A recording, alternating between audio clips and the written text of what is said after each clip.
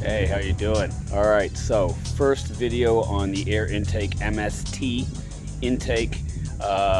Please give a shout out to my friends over at WCT Performance. They hooked me up really well, did my intake and my exhaust, gave me a little bit off of the final amount because I did both purchases at the same time. So anyways, let's talk about this real quick. Why did I choose the MST? Well, one of the reasons why I choose the MST over the BMS is because when you have the BMS, a couple of things are happening here.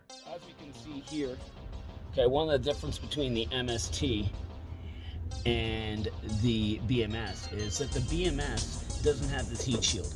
And what's happening is the engine, all the heat that's coming from the engine, being produced from the engine, is actually going back into your intake.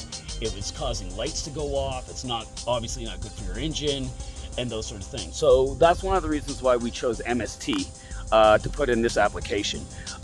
This heat guard that I just showed you there is actually keeping all the heat out.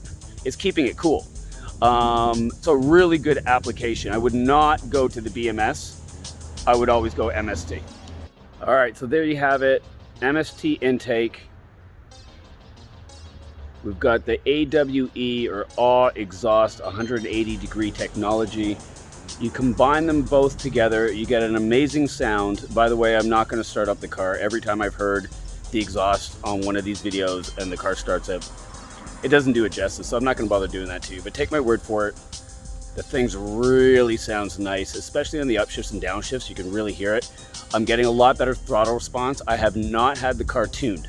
So one of the things for me is I'm not going to tune this car to add an extra 150 horsepower, whatever. It's my daily driver. I'm not going to add that extra horsepower to it. I'm worried about the wear and tear on my engine, the drivability. I cannot do anything further to my suspension. My suspension is an air ride suspension. I cannot do anything further to the suspension. There's nothing that's made for it, which is fine. It does lower it about a 75.75 to about 1 inch. So it's pretty cool. It works with the rims. Again, it's my family car.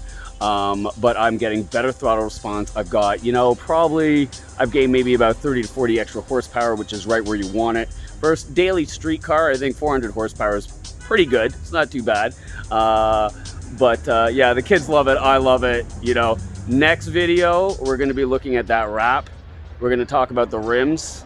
We're going to get it popping. Have a good night.